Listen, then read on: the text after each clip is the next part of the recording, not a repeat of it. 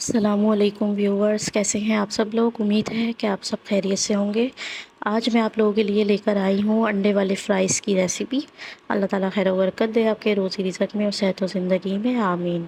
चलिए शुरू करते हैं। बिस्मिल्लाहिर्रहमानिर्रहीम।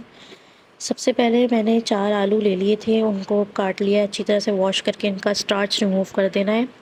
इसके बाद इसका पानी खुशक कर लेना है आपने। इस तरह से आप तो ये देख लें, इस तरह से मैंने इनको काटा है। बहुत ज़्यादा मोटे मोटे भी फ्राइज़ नहीं है, ना बिल्कुल पतले, नॉर्मल साइज़ के मैंने काट लिए हैं।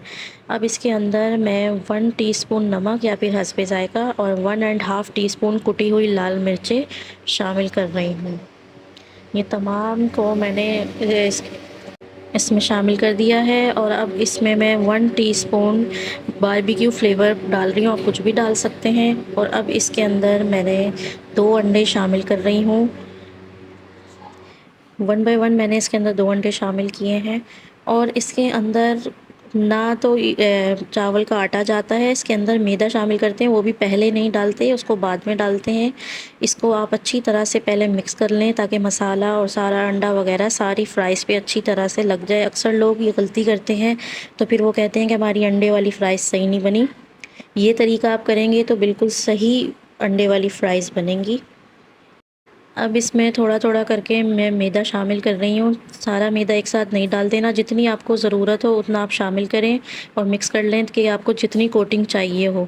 अगर आपको ज़्यादा कोटिंग चाहिए तो आप ज़्यादा मैदा शामिल कर सकते हैं, और अगर आपको कम कोटिंग चाहिए तो आप कम मैदा भी शामिल कर सकते हैं।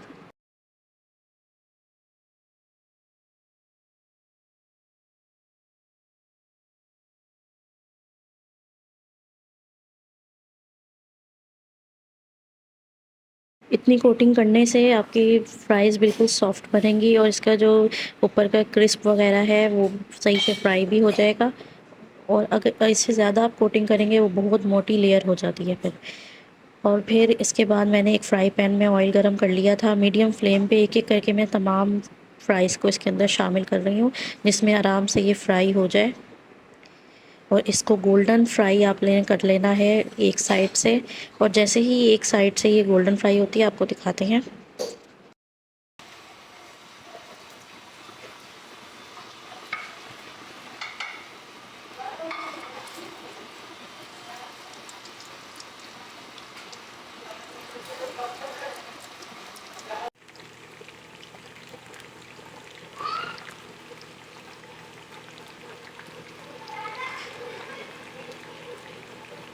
इसकी साइड पलट देंगे और दूसरी साइड से भी गोल्डन फ्राई करनी है, ना डार्क हो ना कच्ची हो, इस चीज़ का ख़ास ख्याल रखें।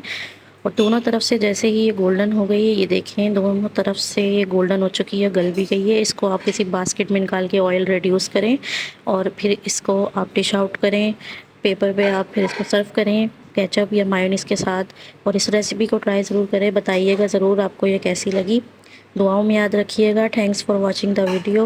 मिलते हैं आप सबसे इंशाल्लाह नेक्स्ट वीडियो में। जब तक के लिए अल्लाह हाफिज़।